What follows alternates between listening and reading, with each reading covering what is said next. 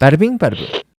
There was a South Korean tech startup that went viral recently. Well, okay, not recently, a couple years ago. But in order to understand it, we need to get into the tech startup world. I imagine it's very similar to the ones here in the US. The CEO likes to be perceived as chill, as one of the relatable workers, as one of the 9-to-5ers. At this tech company, WeDisk, is very similar. The CEO, Yang Jin-ho, would ride around the office in his electric scooter, probably wearing his little Patagonia vest. He would ride around all the little cubicles to make sure everyone's having a good time at work. Then he would ride into the little conference room. Okay, so the meeting rooms, the conference rooms in this office, very pertinent to the story. They're encased in glass. So think of your very modern office building. You've got all these employees on these rows and rows of desks just sitting right next to each other. It's an open format. It's an open floor plan. And then in the middle of the office building, you have these glass conference rooms. So technically, everyone can see everyone. There is no privacy. You don't even have a cubicle with tall little borders. Nothing. Just completely open. It's that cool, modern, open workspace vibe. Other than that, other than the floor plan of this company, WeDisk was not like the other startups. WeDisk was a whole different animal. The CEO and founder made tens of millions of dollars a year, and right now, all of the employees could see him through the glass conference room with 4 of the high-up executives. So think about like the top 5 people in your company in a glass meeting room, and they are actively jumping an innocent man, beating up. Like assault, physical assault. Physical assault. Okay. Chairman Yang believed that this man, a professor at a local university, was sleeping with his wife. So he summoned this professor who has no affiliation with his company into his office, took 4 of his VPs, and is now jumping the guy, is beating him up. The professor's trying to clear the air like, it's all a big misunderstanding. I would never sleep with your wife. I don't know what you're talking about. Please, you have to just hear me out. They beat him in that glass conference room in front of all tens, if not hundreds of employees for 3 hours straight. They held his arms down. They beat his face. They tied his hands behind his back and then stomped on his fingers, crushing them. Oh my God. They would mock him. Hey, if you hit your head really, really hard on this desk, you might just die. And if you die, we don't have to torture you anymore. So what do you say? You want to do it? They went through his phone. They took pictures of his credit card, his ID, the contacts on his phone list. They gathered all the numbers and addresses of all of his loved ones. They threatened to hurt them. The executives laughed. They mocked at his injuries, and they grabbed the back of his head with his hair, shoved his face to the ground. Lick his shoe. Lick it. He was forced to lick the CEO's shoes. But even that wasn't enough. They all took turns spitting on his face and forced him to lick up all the saliva that they had just spat. This is a respected university professor. There are dozens, if not 100 employees outside watching this happen, letting it happen. Nobody is coming in to stop the executives. Nobody is coming in to call the cops. For 3 hours, the professor actively feared for his life. And in the end, the CEO, Mr. Yang, the CEO of a multi-million-dollar tech startup, laughed at him and threw $2,000 on the ground. This should be enough for hospital fees. Hey, by the way, you can call the cops if you want, but I'm worth $200 million. And money talks. So who do you think they're going to listen to? And with that, he and the executives walked out of the meeting room. The professor knew that this was the truth. I mean, the police are not going to listen to him. I think in any country, money talks, and you are talking about a very powerful, influential, wealthy man with probably prosecutors, police, politicians in his pocket. The professor stood up and he looks out the conference room and he just sees the most bizarre scene I think you can ever imagine. Rows and rows of employees that saw him too, that saw him get beat up. And they all have almost skittle-colored hair. Each one of them is like a giant skittle on their head. So they have brightly red-colored hair, like the full head of hair is red.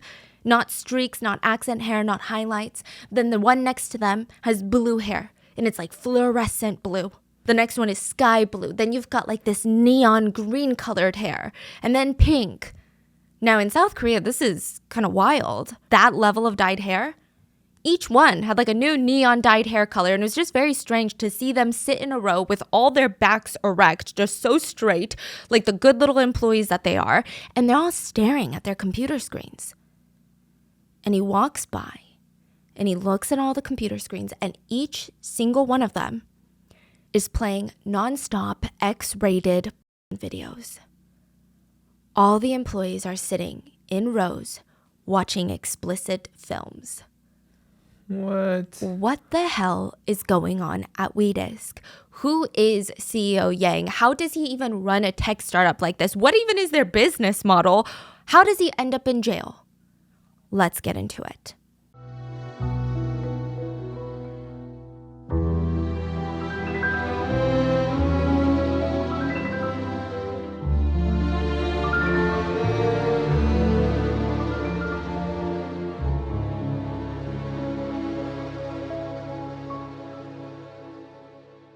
As always, full show notes are available at rottenmangopodcast.com. We are talking about a case that was massive in Korea a few years ago, and with a new K-drama that has come out, this case has, I guess, had a comeback. I don't know if I can say it like that, but remember the K-drama case that we talked about, The Glory, where there is this revenge drama and they were inspired by true real-life stories of school bullying. What's fascinating is a lot of people don't know that the hit K-drama Taxi Driver was inspired by a ton of true stories. So if you guys haven't seen Taxi Driver, the premise is you call this taxi company. And when you look at like their business logs, they look like a regular schmegular taxi company, but it's actually vigilante justice pursuers. So you call them if you've got a case where the police cannot help you, the government cannot help you, you call them and they will take care of it. Whether it's a school bully or in this situation, the most insane boss of all time, they will take care of it. If you watch these scenes about this real life case in The Taxi Driver, they're pretty similar to what happened in the real world, but it looks so bizarre and outlandish that you would never believe that it's true. I mean, I don't see a lot of people in the US talking about it because I genuinely don't think that anyone would even think, oh, I bet that's inspired off of a true story. It's that crazy. Like if I told you that at a massive company retreat, employees were all handed a giant sword, and the boss said, okay, here's what I'm going to do. I'm going to throw a live chicken at you, and I want you to slice it mid-air to kill it so we can cook it. Play Fruit Ninja with the chicken that's alive. Do it. Would you not be like, this is literally so bizarre that it's got to be fake? If I read this in a book, I'd be like, I hate how unrealistic this is. Would you not think that? Yeah. It's insane. And this man is literally insane. He was able to get his hands on insane amounts of money and power, resulting in, I don't even know how to describe this case, but as always with international cases, we did get someone that is a native Korean speaker to help with the research. We had our Korean researcher work on this, and let us know in the comments what you think about this case. Have you heard of it? Are there any other cases you want us to cover? And with that being said, a shocking video went viral in South Korea 2018. From context, we can gather an ex-employee of a massive company had gone online to anonymously trash talk the company's CEO, as well as a couple other high-up executives. I mean, it seems normal. Somehow, the company CEO is able to track down which employee it was, forces them to come into the office and apologize. They keep DMing them, like, you better come in. I'm so upset with you. I knew that you wrote this post, so you better come in and apologize. The video will most likely be taken down if I post it on here. If you want to see the uncensored version, you can go to Rotten Mango Video on Spotify to see it. I'm going to describe it though, okay? You will see the ex-employee, a man, walk into the office filled with workers. There's just rows of office workers sitting at their desk, staring at their computers. Again, no cubicles, it's open air. You can see everything going on. The ex-employee comes in wearing all black. The CEO of the company demands the... Oh, you're saying ex-employee, like he was working here. He doesn't even work there anymore. Oh, so he okay, quit okay, his okay. job and then anonymously posted on the internet on like a forum and was like, hey, this company sucks. And Got he did it. make fun of the CEO. We're going to get into all of it later. But he was forced to come in even though he's not an employee anymore. Okay. The CEO of this multi-million-dollar company demands the employee apologize for his online post.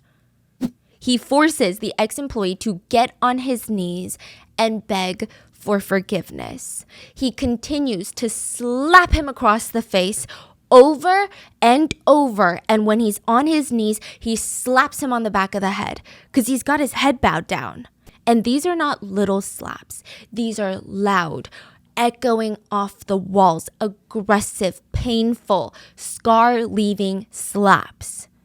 He continues to slap this ex-employee while asking him, "What kind of human are you? How trash must you be to talk your former bosses on social media? You don't have respect?"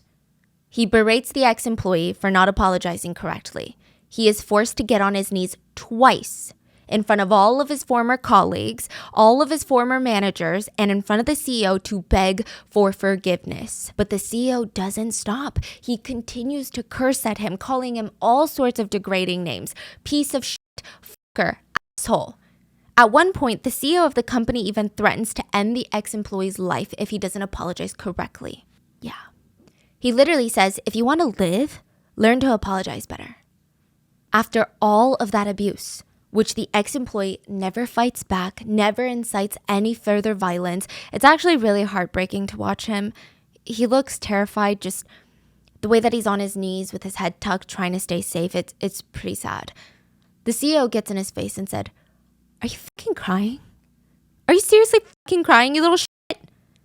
This video proceeds to go viral on social media and mainstream news because, just how shocking the situation is. I think the video is visceral. It elicits a reaction from people. It's very hard to watch it and just go, "Oh, that's crazy." Like, you get angry. A few things stood out that really felt unsettling for netizens. One was the sheer violence enacted on an ex-employee who genuinely does not fight back.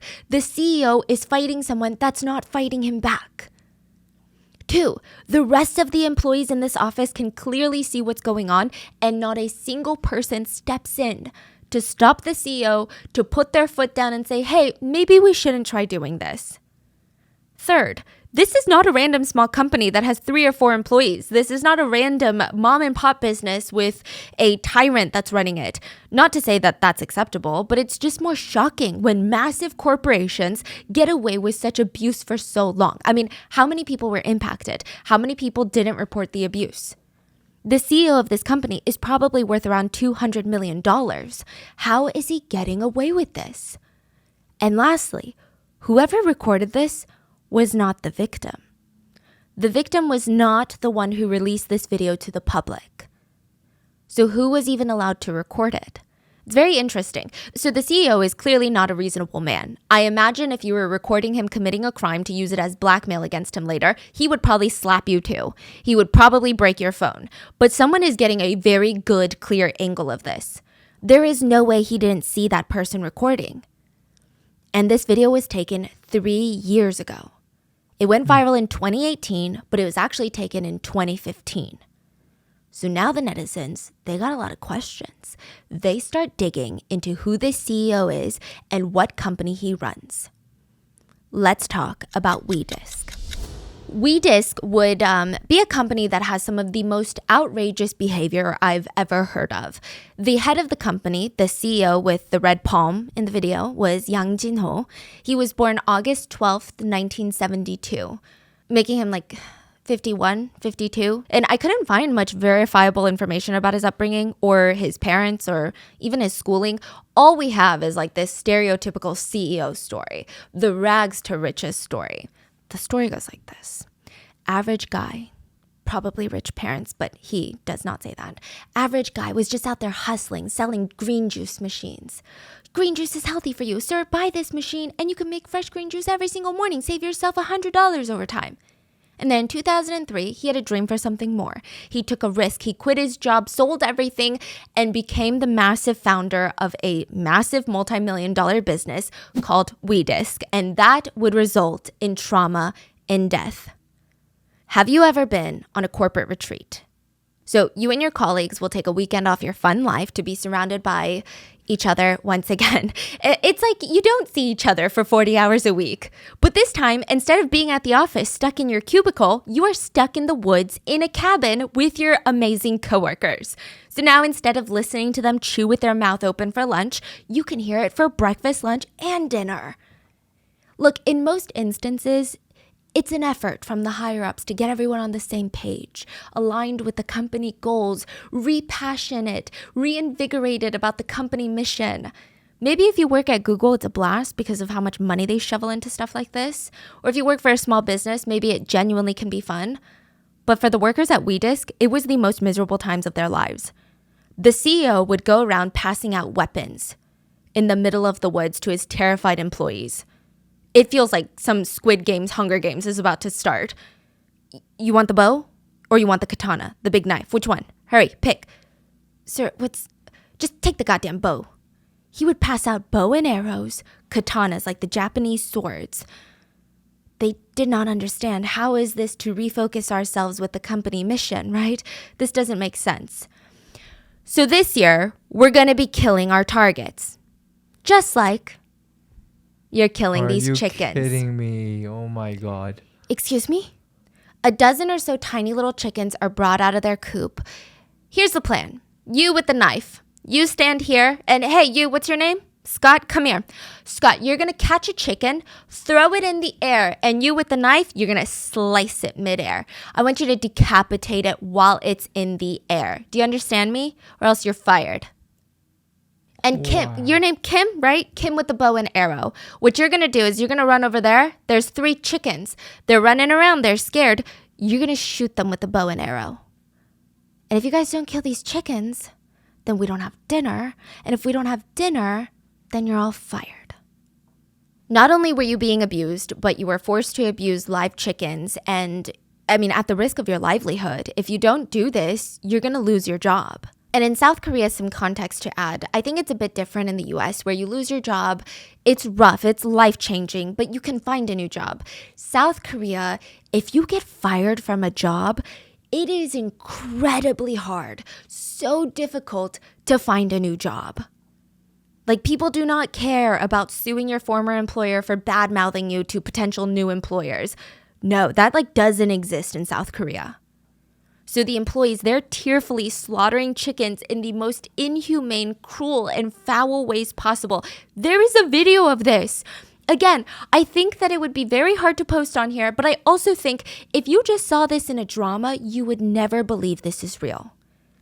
I am going to post the uncensored version on Spotify, but you've been warned. It's a lot of animal abuse. It's very sad. Other employees were instructed to shoot at the frantic chickens, and if you couldn't do any of those, if you were really sad about it, he wanted you to get up close and personal. So he would hand you a tiny little knife and say, stab the chicken to death. And you would have to hold the chicken in your hands while you did this. This was his idea of team bonding. And when they were all done, he would have them all gather around, standing around him in a circle with a big bag of garlic in one hand. And he would just reach in and grab a fistful of raw garlic, walk up to an employee, open your mouth, and shove the garlic into the raw, eye-watering garlic into their mouths. Chew. Garlic's good for you. Who's next? Bro, this is just like those glory bully torture, but workplace, yeah. Adults. Like your boss. Yeah, your boss, exactly. It's like you can't escape. No. Or you get fired God. And your whole life is over. And it wasn't just the company trips, okay? It's not like, once a year we go to this company trip that's like hazing hell. It's actually all of these after work haeshiks, okay? These are like the bane of the employee's existence. Korean culture is very big on haeshik, and it's like Yang's favorite part of being a CEO. Basically, you get called out to dinner or for drinks after work with your boss, your manager, all of your colleagues, and it's a miserable existence. It's not like the US where you get to just eat a bunch of good food on the company card. You're there to entertain your boss. You're there to pour soju in your boss's little glass and hope that he doesn't try to touch your butt afterwards. You have to spend your free time, your off-work hours with these people, getting drunk and eating food that you don't even want to eat and laughing at their not funny at all jokes. So what? The managers can get a bit of an ego boost? There's not even work talk. It's not even about team bonding. Yang would get a private room in these restaurants. He would sit down all of his new employees and a few of his old ones, and he would have ordered a bunch of beers already, and they're all over the table. Each cup was filled to the brim. To give you like an exact measurement, because I don't know why, they all measured it, 2 cups a glass. So like 16 fluid ounces a glass. That's a lot. Okay? And, sorry, I don't. If you're trying to tell CEO Yang that you don't drink, even just the angry look on his face would make you stop talking. You felt like you just have to do what he says. So he would order every single employee to chug the beer. And when you're done, you get an immediate refill. And when you're done, you get an immediate refill until you're throwing up. Because that's the point. He wants you to throw up. He's already actually prepared vomit buckets so you don't throw up on the chairs. Another employee will slide a vomit bucket to you and you throw up, heave out the contents of your lunch, and when you sit back down with tears in your eyes and like this nasty smell in your throat, he slides over another glass of beer. And you know what he wants. He wants you to do it again. Sometimes the game was different. Sometimes it wasn't about throwing up. He would take everyone out to eat. Oh, eat more of this. It's so salty, but it's good. Salty, right? Here, drink this. Chug the water. Chug the beer. Chug the soju. And at the end of the dinner, he would sit back and smile. For the rest of the night, nobody is allowed to use the restroom unless you pay me $100. Actually, let's do $150. That was when he was in a good mood. Sometimes he just straight up forbid anyone from using the restroom, or else they would get fired, which would result in employees wetting themselves in public in front of all of their colleagues, in front of their bosses, in front of the general civilian population. The humiliation, the mental, and oftentimes physical torture that these employees had to go through is insane. Imagine working for an evil, creative, bored, sadistic man. You never know what you're going to get. Sometimes he would walk into the office in a foul mood and just scream at everyone. Other times, if he was feeling extra creative, he would ride around in his electric scooter and shoot at people with his BB gun. This feels like a show, a parody of like a tech CEO. Exactly. Yeah, it feels like an SNL skit, Yes. riding around in an electric scooter. Like, just what is going on?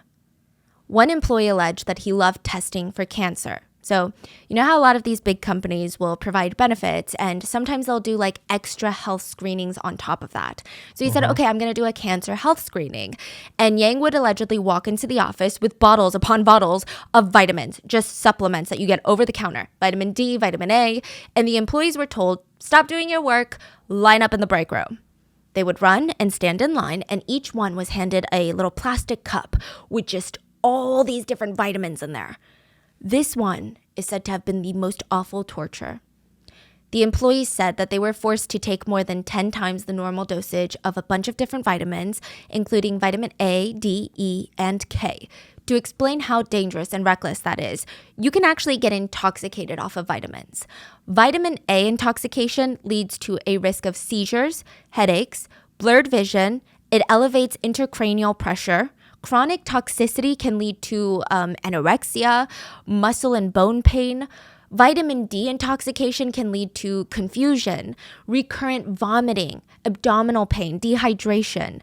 Vitamin E, bleeding, muscle weakness, fatigue, nausea, diarrhea.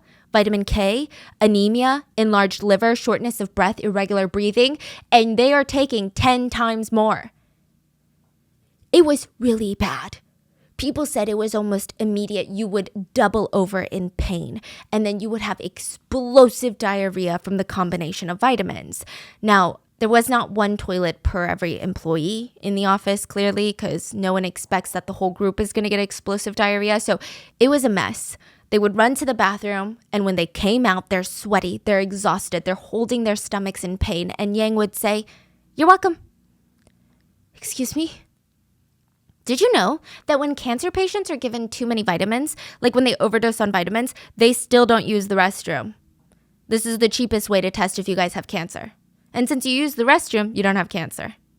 Anyway, this is your work-sponsored health checkup. You're welcome. Other employees alleged that he would force them to do illegal drugs, like smoking weed.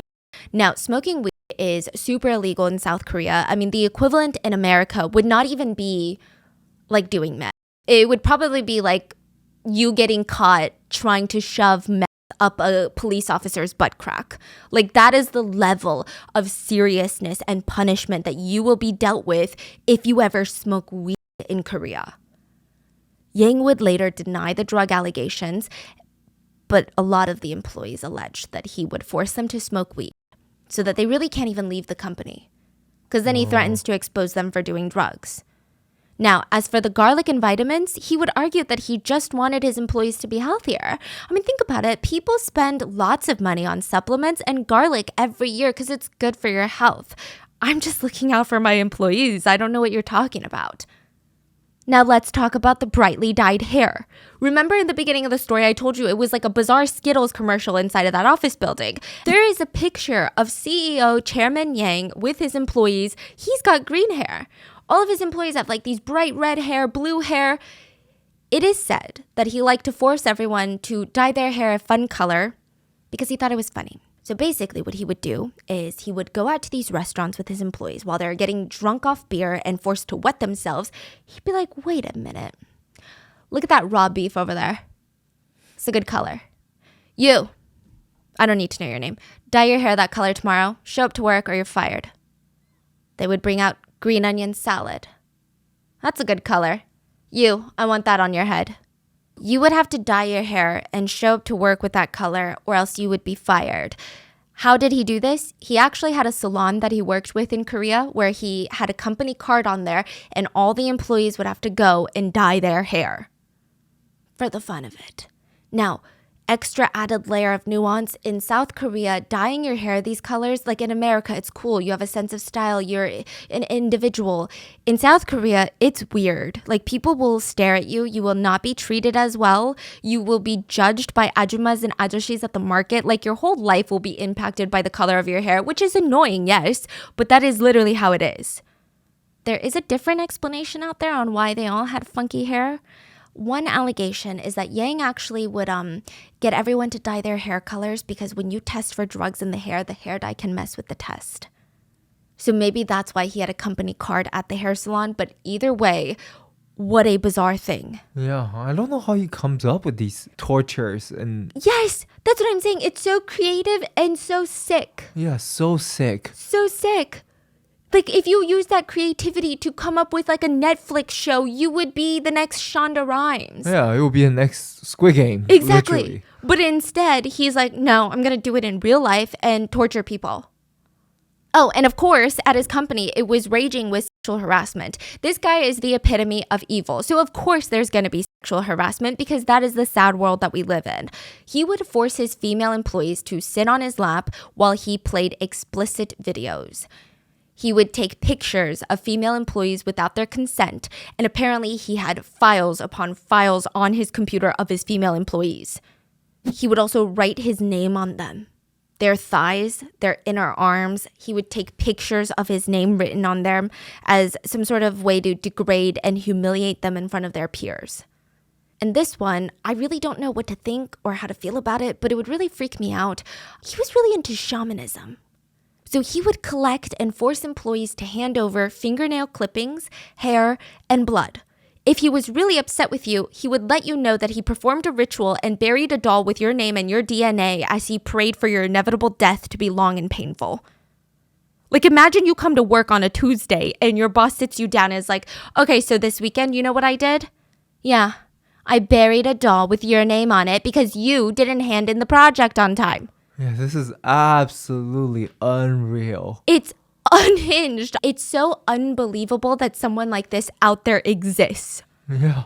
So clearly, the work culture here is horrendous. I mean, the worst that I've ever heard. But what does the business even do? Like, with all the drinking and torture, do they even have time to run a full-scale company? Like, how is it possible that this guy is in charge of a company that rakes in tens of millions of dollars in profits a year? How has nobody stood up to him or reported him? Like, what kind of business is this?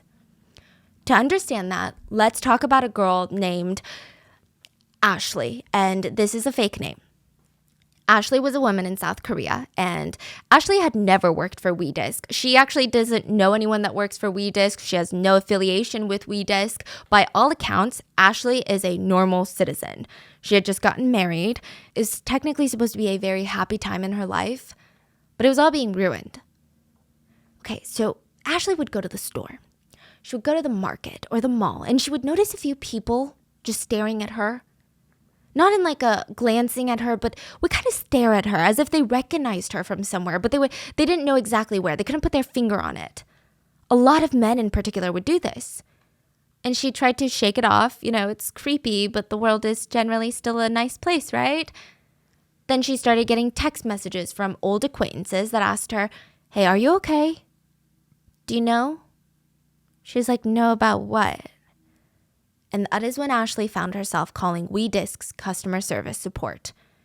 An illegal video file of hers was being shared on an internet platform called WeDisk and attracting tens of thousands of views. This video was ruining Ashley's life. Before Ashley had gotten married, she had worked in Japan as a sex worker. She had no idea that at one of these motels that she was engaging in sex work at had a hidden spy camera in the hotel room. There was footage of her engaging in explicit activities. Her face was right there, uncovered, nothing was censored, and that video that she didn't even know existed from years and years ago, it felt like a lifetime away from today, was being shared on WeDisk, and it was haunting her. It was ruining her life. Imagine how utterly violated, disgusted, and gross she felt, not only knowing that this was illegally taken, but now it's being spread like wildfire on this seedy website. WeDisk is like an adult site or? No. Okay, we're going to get into WeDisk. So she calls WeDisk, and the customer service guy is very, very understanding of her situation. He reassures her, "I'm going to do everything that I possibly can to try and suppress this video. There's only so much that I can do, though, however. If people keep uploading it, it might not be something that I can control, you know? I don't know how many people out there have already downloaded this and have this file in their possession." I mean, that makes sense, right? "Okay, well, thank you. I appreciate your trying." She had no idea that right after this man hung up the phone, he turned around in the WeDisk office and said, "Get this video up. I'm going to send you the link. We're going to re-upload it over and over. Make new accounts, upload this video." The same video that he just promised this woman to try and delete, he's telling every single employee in that office to upload it more. What is the reasoning? Because if she had gotten word of this video, that means this video is going viral. People like this video, and viral videos equals more money for WeDisk. He doesn't care that her life was impacted by it. He doesn't care. It's a hot video that other people want to see, and that means money. So everyone is instructed to upload that video over and over again, and if they got more calls asking for it to be taken down, they all lied and sympathetically said, "Yes, of course, we're trying our best. I don't know who all these random accounts are. They probably downloaded the video and they're re-uploading it." Because at WeDisk, the only thing that mattered was, well, keeping CEO Yang happy, but the bottom line. The company was willing to screw over anyone for money, and they mainly stuck to screwing over women. So let's talk about the business of WeDisk. In terms of structure, in terms of just structure, minus all the actual video content, think of WeDisk kind of like YouTube. Like not really, but kind of. So some general principles apply. People, anyone in the world, can create an account, post a video. And why will they post a video? Because they're incentivized in some way to post. Yes, there's love for creating, for getting publicity, but to make it simple, users get paid when they post videos that are viewed or in WeDisk's situation are downloaded.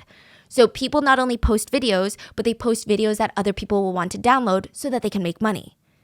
Other people will join WeDisk and pay membership fees or fees to download videos or bring in ad revenue because there are videos that they want to watch. So literally like YouTube. Some of them might even think, wait a minute, look at these people making so much money off uploading videos. I should become an uploader too. Now, WeDisk may have the right to push certain videos further, and they might even have their own industry plans. WeDisk employees whose whole jobs were just posting videos pretending to be regular creators. Very interesting, right? but they're on WeDisk's payroll. The main point was to keep viewers entertained, so they kept coming.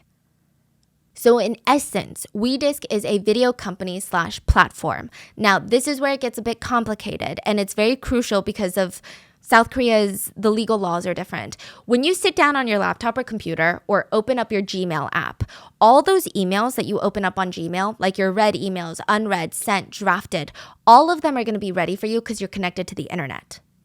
But not all of these emails are stored on your device, because that would take up so much space. So these big companies, Gmail, Google, YouTube, Microsoft, TikTok, they have these big servers all over the world. They're like these massive physical like hard drives, and they store all the data. And the server's main job is, okay, Stephanie just logged into Gmail, so let's show her all her emails, and they'll send the data to my computer, right? So when you have something in the cloud or not on your device, it's actually not stored in like the cloud. It's like stored in a database server, like a big computer somewhere else, so you can retrieve it later. To put it simply, there's a ton of different servers for a ton of different things. You know, there's a database server. So right now, you're probably connected to the YouTube database server who is giving you the data so that you can view this video right now instead of having it on your computer. Now, why does this matter in the scheme of WeDisk? Let's say I want to send you a video file. Thinking about the easiest way, I would probably send you a link to my YouTube video, or I would upload a video file to a shared Dropbox space. Then you receive the video, and then you can download it to your computer if you want. But there is a middleman. I am uploading my video to the YouTube server, and it's going to be stored in the YouTube database or the Dropbox database. There's a middleman. And these middlemen go off regulations and rules that are set by different countries and different government entities. There is something called P2P. This was big back in like the early stages of the internet. Peer-to-peer. Yes, you can download a video straight out of my computer to yours without a middleman. People might want to do this for a few reasons, and the reasons that matter today are it is the most cost efficient for the tech company because they don't need to buy massive servers that cost so much money. You don't have to have a middleman telling you, I don't know if you should share this file. The file doesn't go with my rules and regulations, so I'm not going to let you share it. Like if I were to post a video of YouTube of my cat, it'll flag before it ever gets to you to download. So P2P is a way to not have that censorship. Now, what WeDisk does is say, hey, user 123, thank you for joining WeDisk. You can now upload a video and make money. But in order to do that, you must also give other WeDisk users ability to download directly off your network. So peer-to-peer. WeDisk saves a ton of money and there's less censorship. Now, why is this important? In the early 2000s of the internet world, it was a time of lawlessness, chaos. I'm talking, do you remember LimeWire? Oh, this is like torrenting at its peak. Torrent? No. Copyrighted downloading of movies and music. Illegal copyrighted downloading. Yes. Okay, so there were like no internet laws, and if there were laws, it was very weak laws. There were no platforms like Netflix or Hulu, really. Like if you wanted to watch a movie, you would still have to go to Blockbuster to rent the movie. Half of you guys are gonna be like, Blockbuster? It's like a DVD store. And if you want to listen to a song, you would have to wait for the buffering on a platform, or you would have to download it for like 99 cents a song. So people started using P2P to download illegally off of each other's computers without getting flagged by a government entity or using an illegal platform to do it. So many people start using WeDisk to download TV shows, music, a lot of copyrighted content, and later on, the primary business of WeDisk was pornographic material. Now, let me tell you why this is important. South Korea is one of the very few countries that outlaws porn. Still to this day, it is illegal to produce and distribute porn. Now, in 2023, it's very easy to access those videos because all you need is a VPN. But back then, half these people had never seen these types of films. You can't get it at the DVD store. You can maybe see an artistic movie that has nudity involved. But they can download from WeDisk? Yes. That's illegal? Or? Super illegal. Oh, so it's an illegal business. Yes. Okay, so WeDisk would allow people to download things off of each other's computer. Now, remember how I told you WeDisk had a bunch of employees pretending to be creators? Because those employees were uploading porn. But if they came out and said WeDisk is uploading porn, it would be illegal. So they would create these accounts pretending to be random South Korean civilians and upload these videos so that WeDisc could step back and say, oh my God, we've been trying our best to take down these videos. I see. Yeah, that's not even the problem. Okay, that's literally not even the problem. It's crazy. The biggest problem was people on WeDisc did not just want to watch any sort of X-rated video. They had two specific kinds that they liked, both of which were super illegal. Spycam molka videos, which is hidden camera videos. These criminals will go into motel rooms, love motels, hide cameras in the wall, the outlet, the shower head, the clock on the wall. They will record all the activities by these unconsenting parties and then upload it. Or the second, the biggest category for WeDisc was revenge videos. Partners, typically boyfriends, who would take videos of their partner either knowingly or not knowingly while they were dating, doing sexual things. Once they broke up, they would put it online. So that was WeDisc's business. And in the beginning, employees would be sent around to restaurants and internet cafes outside of schools, just standing there passing out these small little paper coupons. And you're about to trash it. But then you read, for 1 week, you can download movies, music, TV shows, X-rated movies for free. Of course, people are going to get curious. A free 7-day membership? You're telling me if I missed the episode of The Succession last night at 8 p.m., instead of waiting for a random rerun and basing my whole schedule off of that, I can just go home and rewatch it now? That's good. People would rush home and get on WeDisc's website, but instead of watching Succession, they would fall down the rabbit hole of explicit material. And WeDisc employees knew exactly who they were targeting. They were not targeting girls that were coming out of dorms. They were targeting men of different ages, young men, impressionable men, so many men. And the employees were very, very, very smart. Even their coupon is smart. Within 7 days, these men would be fully addicted to the X-rated material on WeDisc. There does seem to be other added layers of why these people became so addicted. Again, like I said, they had probably never even seen before up until this point. And this part is sick, but a lot of men were interviewed and were asked, why do you watch videos like this? You clearly know it's illegal. You clearly know that these videos all have a victim, like these hidden camera videos, these revenge videos. They all have a victim that's very real. You're hurting people. Why do you watch it? And they said, well, the regular X-rated stuff feels a little bit too production-y. All in all, WeDisc was a flourishing company, and it made the CEO Yang a very rich man. It is said that he was making about 40 million USD a year calculated for inflation, and his net worth was said to be around $200 million. He would also never let you forget it. Like if you ever told him that he was a horrible human being, he would get in your face and say, you can sue me if you want, but I have $200 million. And you don't. He actually had the #1 P2P website in South Korea at one point. WeDisc was #1, but he also owned another company called FileNori, which was #3 of all P2P websites in Korea. So he's basically like a P2P monopoly. And both these sites, they focused on revenge videos and spy cam videos. That was the moneymaker. To give you perspective, in 2010 alone, around 200 illegal explicit videos were uploaded per hour to these P2P websites. Per hour. Many of it wasn't even uploaded by third parties, which is just as bad, but WeDisc was uploading them. The company itself was uploading them. They would actually go scour the internet for uploaded revenge videos from other parts of the world. Japan was a big market for them.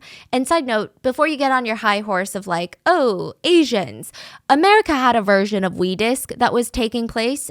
It was called isanyoneUp.com. Website dedicated to just posting revenge pictures and videos of women.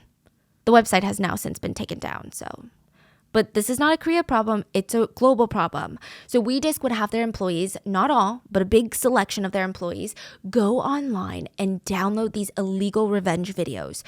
Highly illegal in Korea. They go, they download it, and they start posting it on WeDisc for South Korean consumption.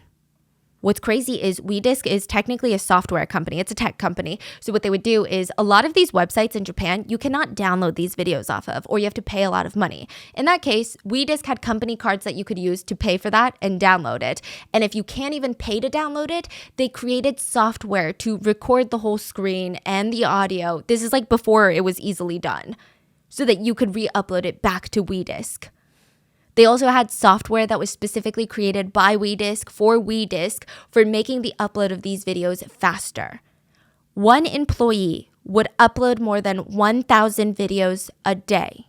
They said 60% of that was revenge videos. Jeez. That is 600 victims a day per employee. The employee said, we used around 500 IDs per employee to make it look like a ton of regular people were uploading these videos. And, a lot of the questions were, how do you make 500 IDs though? If you've ever been to Korea, you need a very specific ID number that only you can have. One person only gets one ID and it's government issued to make an account on any social media platform, on any of these pages. Even just food delivery, you need that ID number. How did you make 500 accounts? Oh, we were granted permission by the administrators of the WeDisk's team. I mean, we just approve it from the inside. Technically, the people are checking our WeDisk. So it's like fake account, yeah. you're saying. So we would just create a bunch of fake accounts and then modify the IP addresses so it looked like it was real IP addresses from all over Korea and not just from our office. We also had special software to make sure that the video is uploaded quickly and to keep track of all of the different accounts. Now, according to many employees, each employee that was involved in this shady uploading process was able to bring in close to $150,000 a month to WeDisk. One employee. So a handful of employees could make $1 million a month. They're not making it. WeDisk is making it. They would get paid commission on that as well. It definitely was nowhere near $1 million, but it was definitely incentive for these people to stay. To avoid police detection, because this is super illegal, they used fake accounts, fake IDs, special USBs for computers. So they would have all these computers in the office, and if you were to sit down and log into one, it would look like your generic library computer, your generic guest computers at the apartment's amenity center. There was nothing on there. It looks like a guest page. You can't really do anything. But the minute that you input the correct USB into the correct USB drive little insert, the whole desktop changes. Wow. It is suddenly the screen of a master X-rated material uploader. They would make sure to guard those USBs with their life. All the accounts that they uploaded on were deleted within 2 weeks, but they were also scrubbed of money. So it gets complicated, but it's crazy. Let's say an employee at WeDisk uploads a video using a fake username pretending to be a civilian. That video, probably a legal video with a victim, gets downloaded 100,000 times. Let's, just for the purpose of making it easy, let's say WeDisk makes $100 from it. So the company takes $100, like how YouTube takes ad revenue. Probably more, but again, just for ease of explanation, they make $100. Now the uploader, the creator, will make $25 from the video. So WeDisk gets 100, you get a 25. Now, the problem is, if you close the account with money still in there, that looks shady. The government would be like, what kind of idiot would close their YouTube account or their WeDisk account without taking out the money they earned? That is bizarre. So what do? Now, if they take out the money and put it into a random bank, that's a paper trail, and you can't open up 500 different banks every day. So the WeDisk employees would create these really stupid purchasing abilities on WeDisk, the platform. They said, for the low price of $10, you can make your font yellow and sparkly. For the low purchase price of $5, you can make your video title bubble up and down. No one's really spending money on that, because why would anyone spend money on that unless you're a WeDisk employee that has $25 that you need to funnel back into WeDisk somehow? So you would, bubble font, bright yellow font, heart emoji, let's do the Hello Kitty, and you would spend all the money in this creator's account and then close it down. So it's like money laundering. Yeah, basically money laundering at its finest. Now, for all of this, April 2011, Yang Jin-ho was arrested the first time for uploading copyrighted movies to his platform. Not even the revenge videos, not even the spy cam videos. He was rather quickly released from prison, and he went back to being, quote, the emperor of the spy cam empire.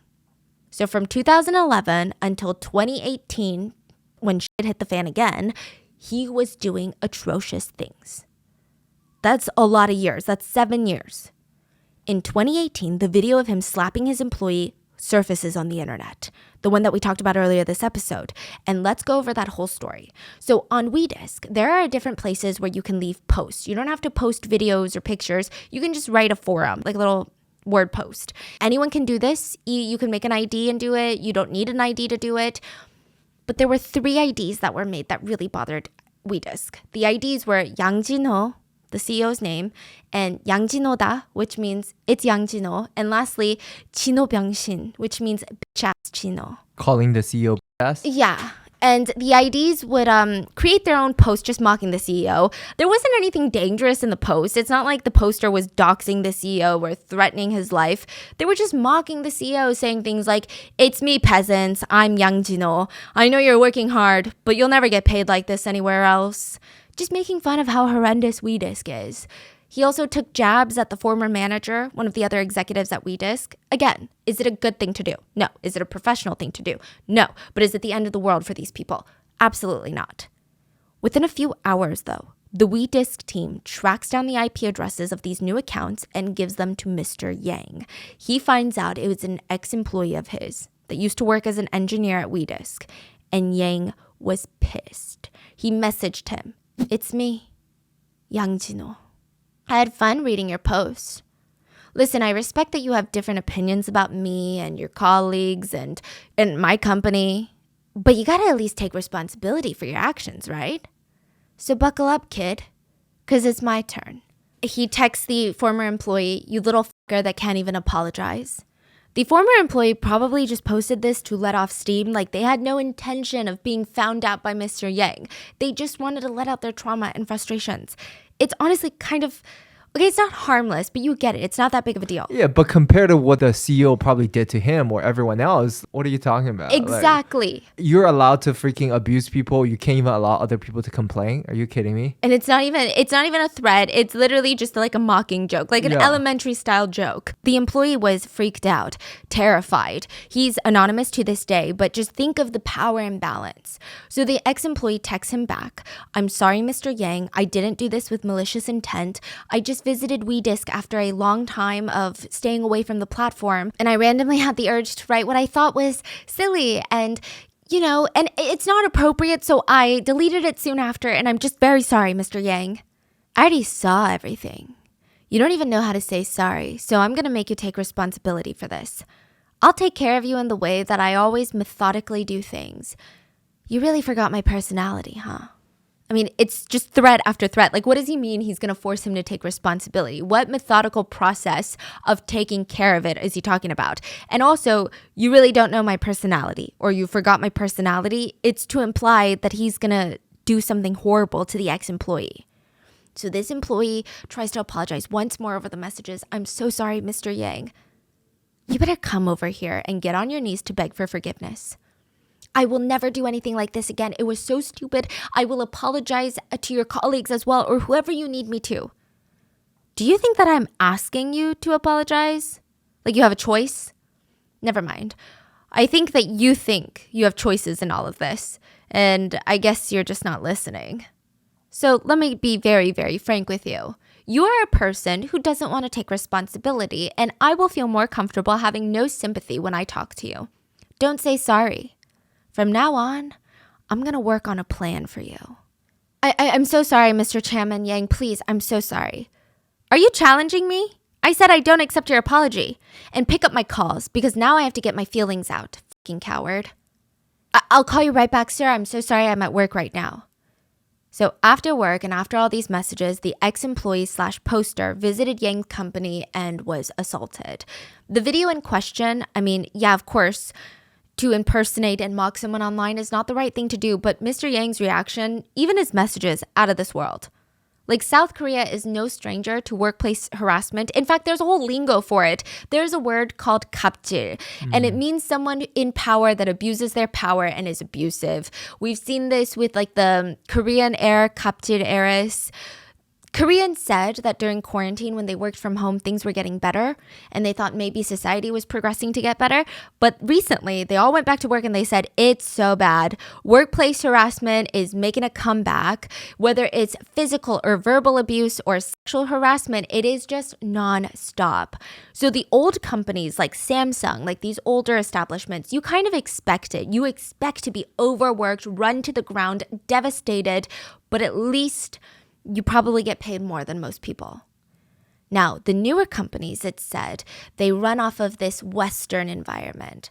They, like KakaoTalk, Naver, they all tout themselves as like Meta, Google, YouTube, we're the tech world. But recently, they too have had scandals. A lot of people anonymously post about working at KakaoTalk, which is just miserable. They said it's like a dictatorship. There were multiple employees who died of a heart attack from Naver. What? And it's said that they died of overwork. But even in comparison to that, this video was shocking. It was watched by practically every single Korean citizen.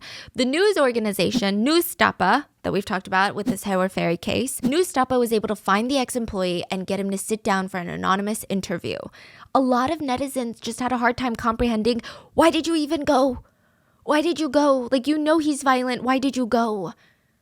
And he said, well, I have no choice.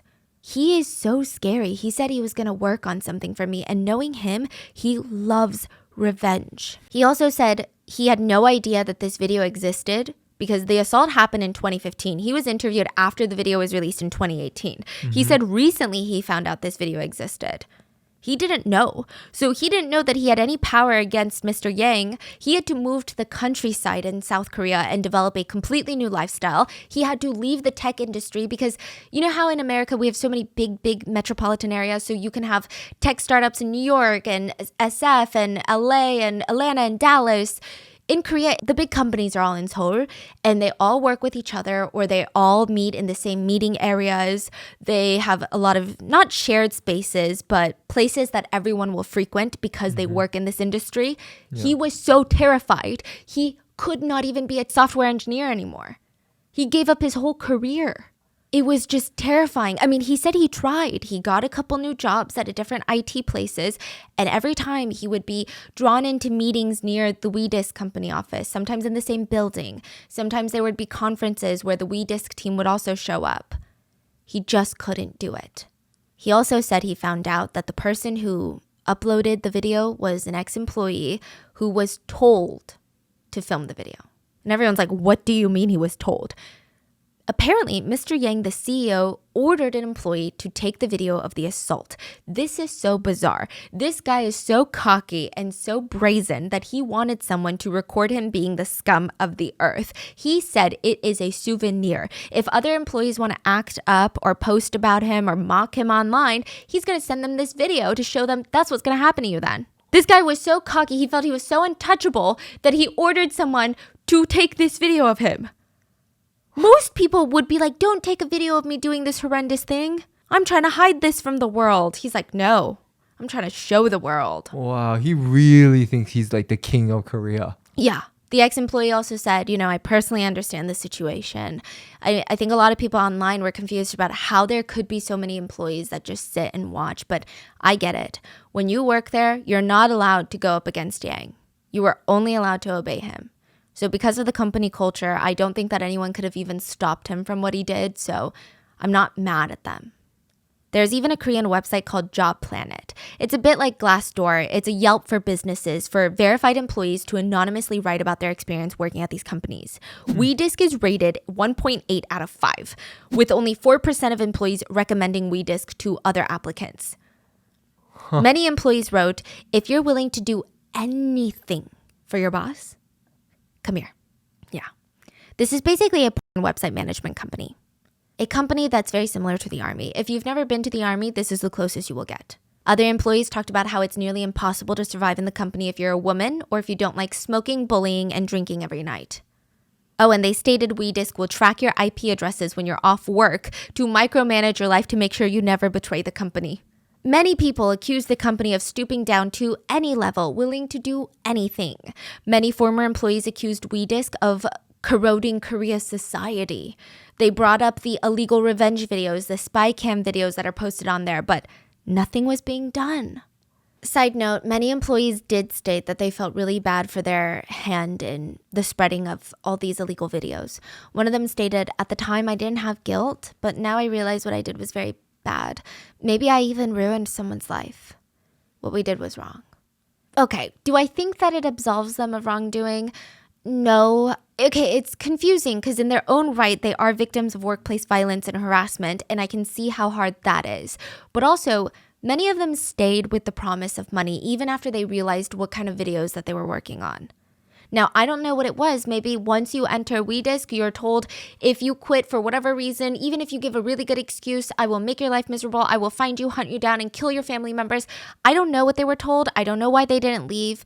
But it is, there are a lot of victims to this case. So I can't say that I feel the utmost sympathy for these victims versus the ones that were the subjects of the videos.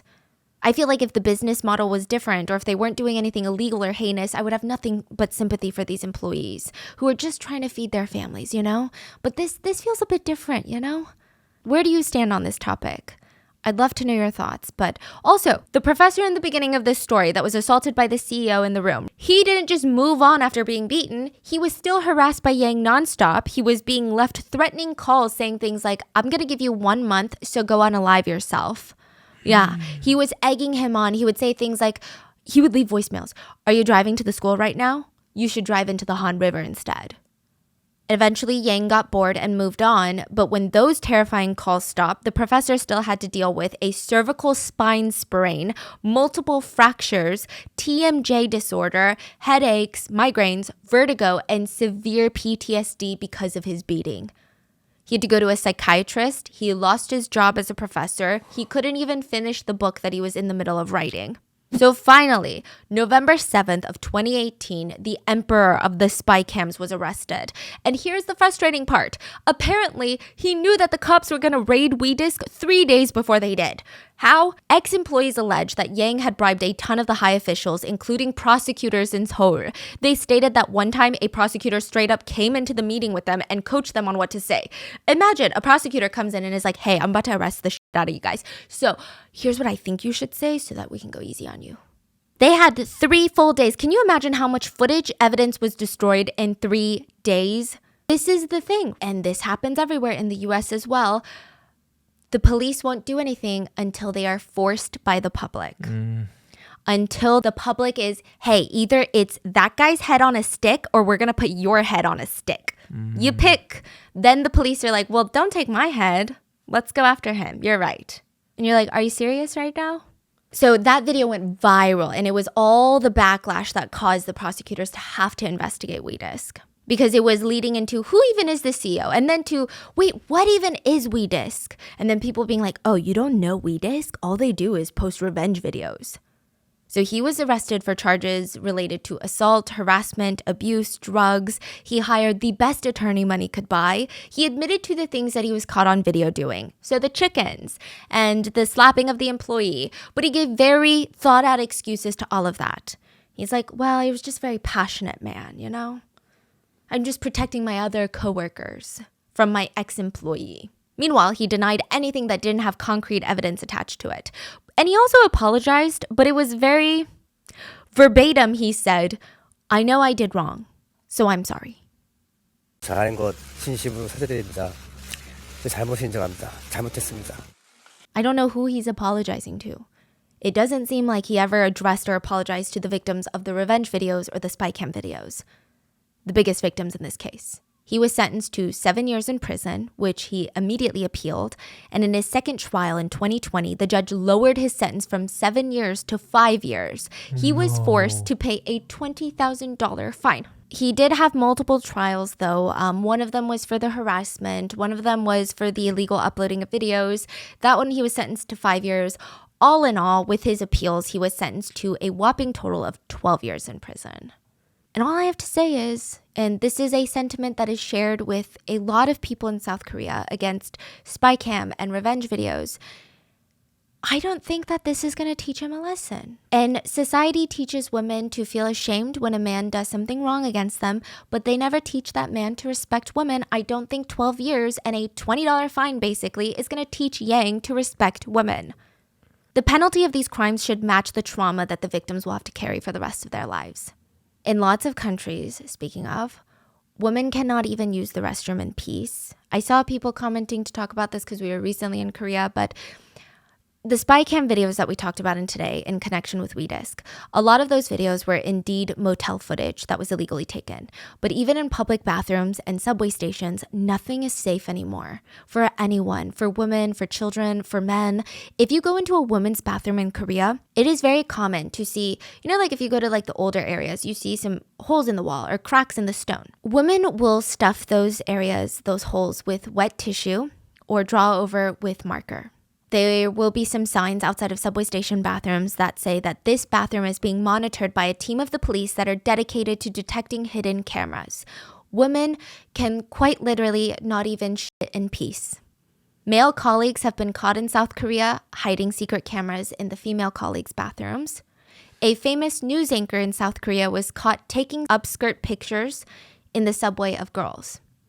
A famous news anchor. He was going up the stairs and his whole phone was filled with upskirt shots. There are literal companies now in South Korea that you can hire that will come out to check that given area for hidden cameras. Obviously, that's a luxury for most people that most people cannot afford and would not even be feasible on a day-to-day basis because, okay, fine, you go to a hotel and then what? You just have to hire people to pay a bunch of money to look for cameras? It's crazy. It's primarily right now being used for government activities. But it's insane that there's a market for it. They've found waterproof cameras in shower heads, outlets that have hidden cameras, cameras in clothing hangers, in changing rooms. And a lot of these are Wi-Fi. So this person installs it, they never have to go back for it. They get the live feed. And these live feeds are being channeled into these platforms, illegal platforms that creepy, disgusting people will pay anywhere in the ballpark of $50 a month to watch all these live streams. Cameras will be hidden in teddy bears, lotion bottles at hotels. It looks like a bottle of lotion and you put lotion in there, but at the bottom, it's a camera. And it's part of the design. You would never see it. Screws on the wall, picture frames. You can buy sunglass cameras, hat cameras like the baseball caps that have a camera, car keys cameras, water bottles. These camera feeds get live streamed and the main target is, unfortunately, women. And what do the police do? Not much. In 2019, almost half of sexual digital crime cases were dropped by the police in South Korea. To many police officers, not all police, but to many, this is just something that happens because men can't control themselves. These police officers basically just accept the fact that some men out there are gross and they expect the rest of the world, aka women, to just kind of live with the consequences of that. So women are told to wear masks into public restrooms because it helps keep your identity hidden in case there is a hidden camera that is posted online of you peeing. Yeah.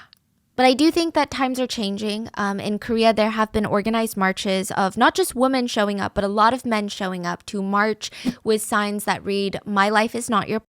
Enough backlash has gotten the government to create entities that are tasked with ridding public places like hotels, motels, bathrooms of these cameras. And a lot more men are standing up to other men online to let them know, hey, this video is not acceptable, which is really great, but it doesn't change what's still going on.